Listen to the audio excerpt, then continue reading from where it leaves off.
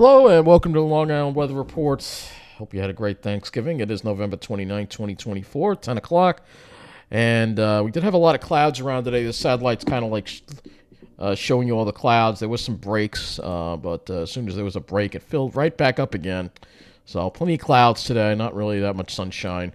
And it has definitely gotten a lot colder out there. Here's the satellite image. You can see some of the clouds have dissipated.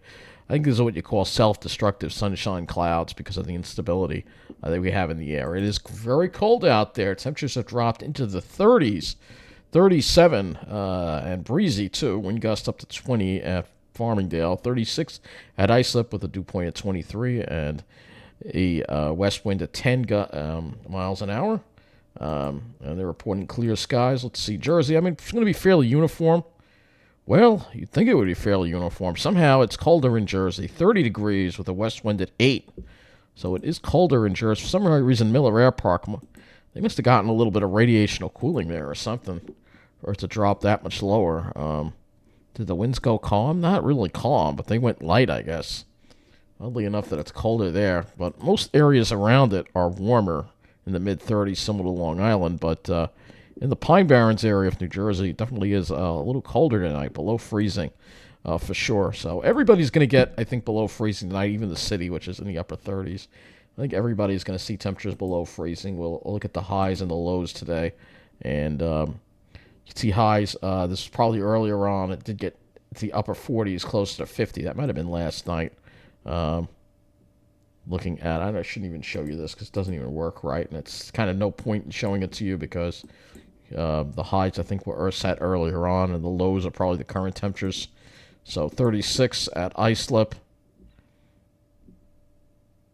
It's waiting for this to load here in a moment here. So let's see, because we go back to, all right, it did drop into the, actually it did drop down to 34. All right, I'll have to show the lows. It did drop down to 34, the fairly light wind, actually, in the morning, I guess. But then the clouds kind of developed pretty quickly, but we did make it up into the upper 40s. But then once the sun set tonight, temperatures drop back into the 30s again. And you'll see the dew points pretty much staying below freezing all the day, though the humidity isn't that low, which is part of the reason why we've had some clouds around. I think that's part of the reason why. All right, let's put the lows on here at least. Let's get the lows on here. All right, West Hampton did go down to 27. So, yeah, it did actually cool down overnight. I was kind of surprised that it did get cold this morning. Let's see about New Jersey here. If it would show up, that would be great. There we go. 28. I think it's the current temperatures are the lows in New Jersey's Pine Barrens. Those will be the cold spots they usually are. Though I think with the wind tonight, I don't think we'll see any radiational cooling, but yeah, you never know. You might have some radiational cooling. It's possible, I guess. Especially if there's sometimes in the Pine Barrens, the pines are so thick that they kind of just block the wind out a little bit, and that helps things cool down a little bit. Let's look at our statistics for today.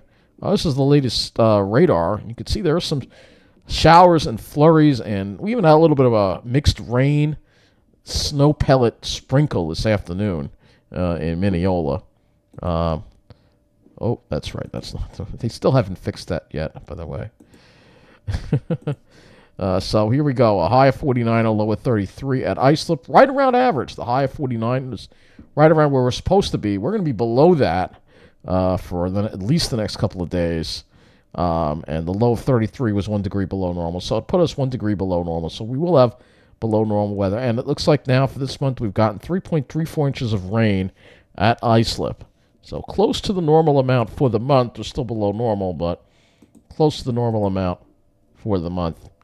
Now, when you pan out, you'll see we have lake effect snow warnings up in upstate, and that's going to be up for pretty much the entire weekend. It looks like they're going to have lake effect snow warnings and winter storm watches because they're getting some really heavy snow over there. Let's see if we can get some observations. No snow being reported at Fort Drum, but let's see if we can get some observations and maybe in some of these bands here where the bands are set up. I guess we'll have to look at the radar and see. I don't see any snow being reported here, but if you look at the radar here, you'll see that, yep, there are some bands of snow coming off the lakes, and these bands are going to be pretty heavy. So this is going to be the first major lake effect. The water's still pretty warm, so you're going to still have a lot of pretty intense lake effect snows here. And you can see it looks like there's Dunkirk.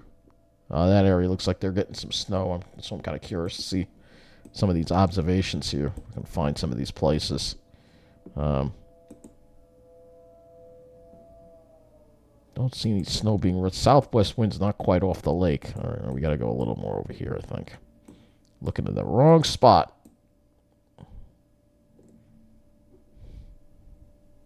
That's part of the issue, I think. Let's go a little more over here. I don't see any snow being reported on any of these stations. The wind is not directly off the lake. All right, there's one that has the wind off the lake. But I don't see any snow being reported on any of these stations here.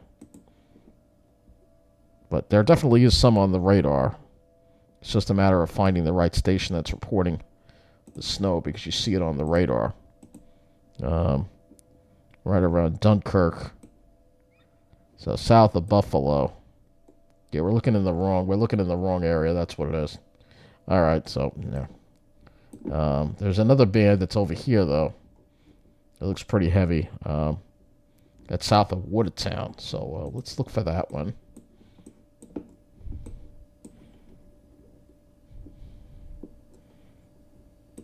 What it is that throws me off is this shading. All right, Watertown, not reporting any snow right there, but the band is south of Watertown. Hastings not reporting anything.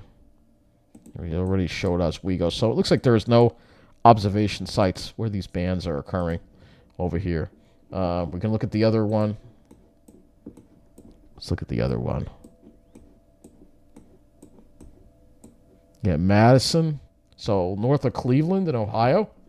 Let's go look there and see if we can find some observations. I'm just curious to see what's going on over here, because those bands look pretty impressive.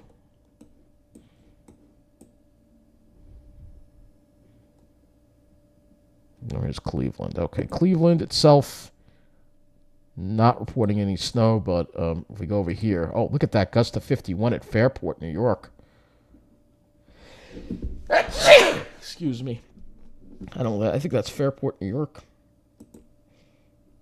Where's that Fairport, Pennsylvania? It can't be New York. There's a Fairport, New York, too. Yeah, here we go. 1.5 mile visibility at Willoughby. So this is where the heavy snow is right here falling. And there could be thunder and lightning with it, too, perhaps. Light snow being reported there. Look at that. 0.19 visibility, mile visibility right in this area. So this area here is getting hit really hard by that band. And there could be thunder and lightning with those bands, too. That's entirely possible. That's for sure. Just for fun, we'll go to the lightning detector and see if there is any lightning being reported in that area. I don't see anything going on, but there could always be thunder snow with these lake effect bands. They're pretty active. So that's what's going to be affecting upstate New York, to the other end of the state. But for us, we're not going to be dealing with any of that. You can see some winter weather advisories. Chill for the south. They're going to deal with some freeze warnings. So just look at how far south this cold air is going. Even if you're down into Georgia, you got temperatures in the 30s, which is pretty chilly. Even in Florida, they got 48 at Jacksonville. So this cold air is going down into Louisiana, 38. So it's diving way down in here. Yeah, it's diving way down. And the northern half of Florida is kind of chilly right now. Yeah, this is definitely diving way down, and that's why you have all that. Let's see what's going on out west. We don't usually cover the whole country, but we got high wind warning in effect for part of the mountains up there, and air stagnation advisories for... it's interesting why we have air stagnation advisories in the Pacific Northwest. It's kind of weird to see. We'll take a look at the CONUS satellite. So you can see what we got here. There's your... So we've got a high-pressure area over us, but we've got this trough, this upper-level trough that's going to keep some instability around, which is why we may have to watch out for some clouds. If we go to the MODIS satellite, I pull this out, we'll be able to see it a little bit better here. So you can see all the cloud cover from this low, so that's why I'm not too bullish on having a sunny day tomorrow. The Weather Service, National Weather Service, has a sunny... that's what's going on out west. See, there's some snow on the mountains there from some of the snow that they've gotten. So, yeah, they're forecasting a sunny day. You can see it says sunny there. Well, we're going to look at the models and take a look at that in a moment. This is what we have, high pressure. But you see these little dotted lines are like little troughs that come through. They're going to keep reinforcing the cold air that we're going to have in our area. So let's look at the models. Let's look at the GFS, take you through the weekend here. And you can see there's that low. We're on the edge of that high. So we're still dealing with some wind, but no, I don't think we'll need a wind advisory. It's just going to be breezy. Sunday, a little bit less wind, but it'll be colder. And then Monday, or I'll just give you a little peek at Monday here. You can see the pattern. We have that cold pattern continuing into next week. So it's going to stay kind of chilly. Let's look at the HRRR model now. I mean, fair weather, but we'll have to watch again for the clouds. All right. Well, we're going to first show you the HRRR. You can see those lake effect snow bands going up there. And there could always be some lake effect debris cloudiness that, though given the westerly orientation, I think that stays to the north. For our area, it's showing some possible ocean effect, perhaps. Ocean effect, because again, we have those water temperatures that are still up there. So, still water temperatures, big difference between the water temperature and the air temperature. So that's going to help create possibly over the east end some possible mixed rain or snow showers perhaps tomorrow, which would not surprise me. Sunday, a little less of that. So as far as I'm going to look at the soundings, so let's start with 16Z sounding, and wait for this to load. You can see those lines are pretty close together. It indicates that the humidity is not that low at the surface, so that's why I'm thinking we're going to see a decent amount of cloud cover. This is only once we go to the afternoon at 18Z, it's going to be fairly clouded up, I think. Yeah, they're pretty much touching. That's New Jersey, and they're pretty much touching. Yeah, so I think there'll be a decent amount of clouds tomorrow.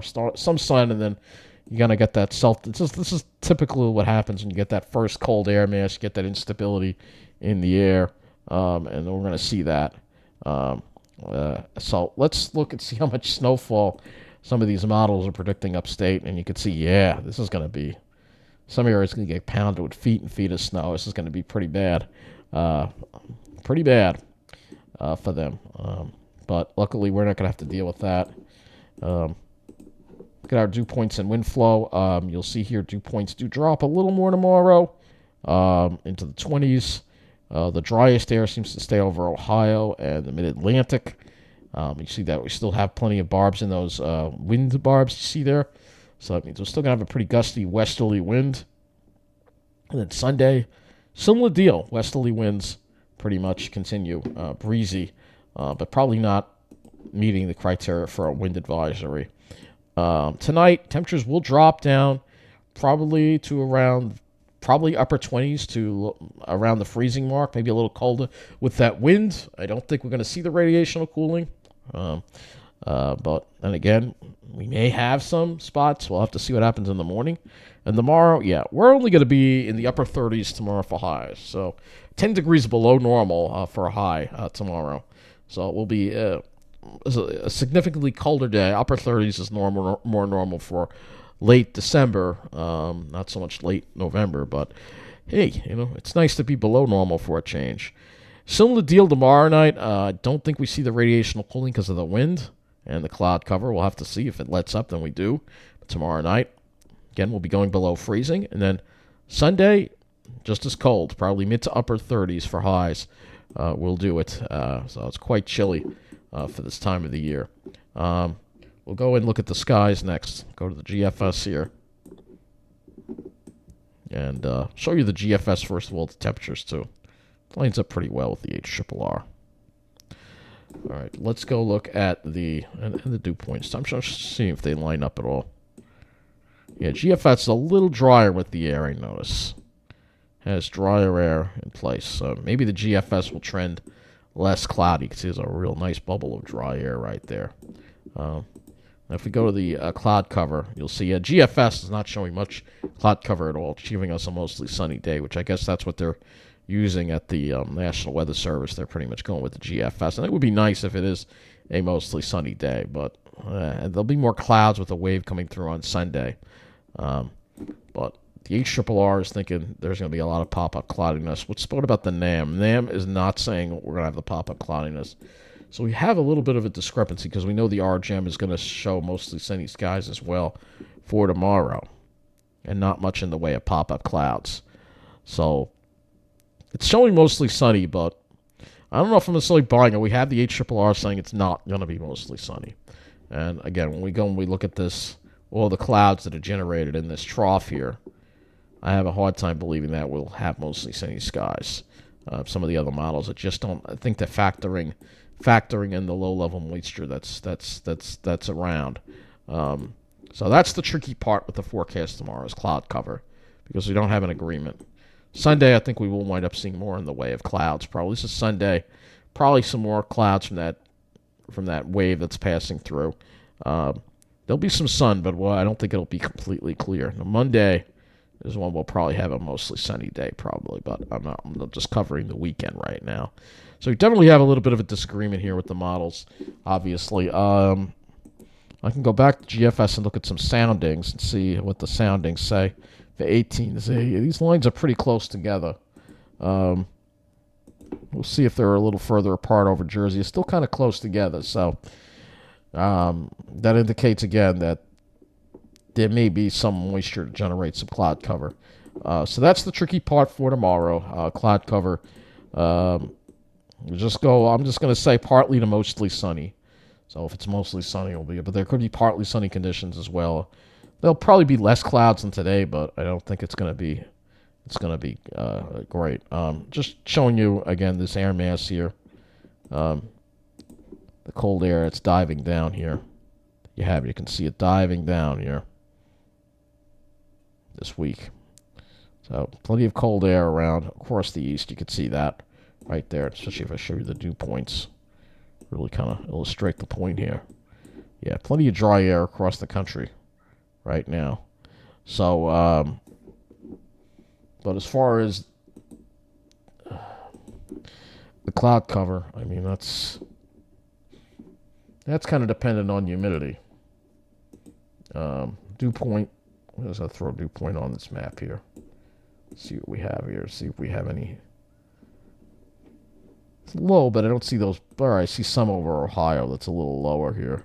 Lowest is over here in the upper Midwest. This is what's going to be challenging for tomorrow is the cloud forecast. So I'll just show you two other things here. I'll take you to Ventu Sky and wind gusts for tomorrow. Let's see. So it doesn't look like it's too windy. 20 miles an hour. 24. This is the HRRR. But look what I show you, the clouds. You can see what happens. We're pretty socked in here. In the morning, we already have clouds popping up at 10, and then by 11, they really start becoming more numerous. So let's see, by 1, we have a lot of clouds around. So this is what the HRRR is showing. We'll show windy.com too as well.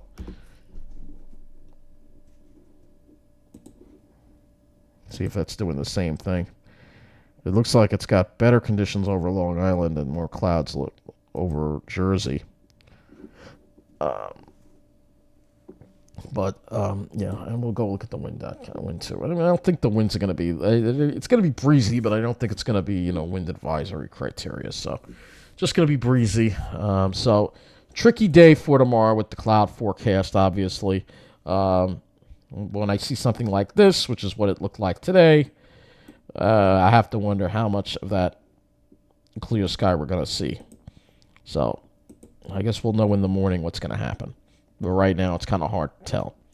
Given the conditions and given the instability in the air, I would think that we're going to have a lot of self-destructive sunshine. So that is going to wrap up this Long Island weather report. Yeah, I'll be back tomorrow night as we talk about this unusually cold air as well as the lake effect upstate. Have a good night. Ooh.